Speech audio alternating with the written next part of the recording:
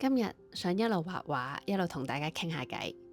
事緣上個禮拜，我教咗一位朋友畫和諧粉彩，咁佢本身有畫畫底子，又學過設計，咁照道理應該係好快上手啊。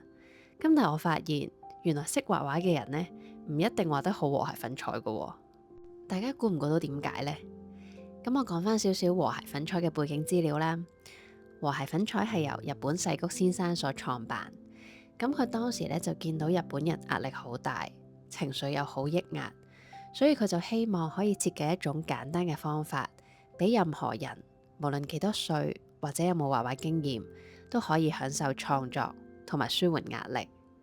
Nagomi 喺日文係和嘅意思，即係和諧、平靜。細谷先生呢，佢唔係想你成為畫家，佢係希望你哋喺面臨壓力嘅時候，都可以有一段忘記煩惱嘅時間，同埋對未來保持希望。我覺得和諧粉彩同埋傳統畫畫有3個根本嘅分別。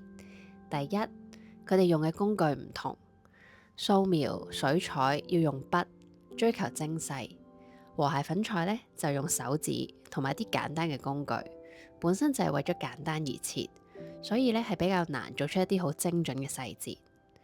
第二，過程嘅分別，傳統嘅畫畫我哋要起稿啦、構圖、處理光影；和諧粉彩呢，就係一種活在當下嘅練習，所以過程比成品更加緊要。第三就係目標唔同，傳統嘅畫畫會追求像真、相似度高，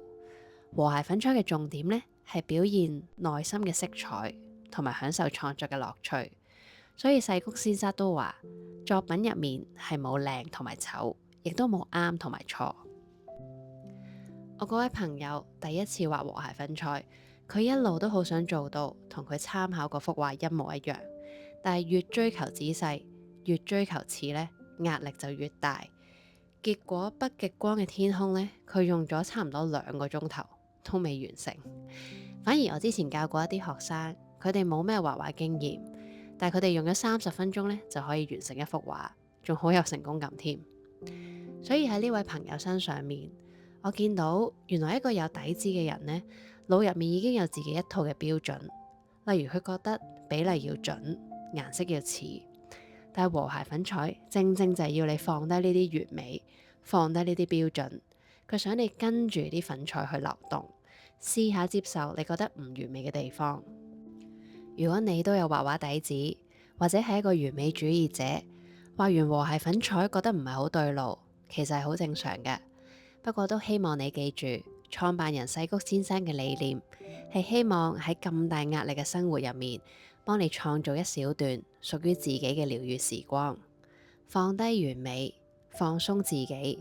咁你先會真正感受到呢門藝術帶嚟嘅禮物。大家有冇試過因為完美反而畫唔到一幅滿意嘅畫？可以留言同我分享你哋嘅故仔。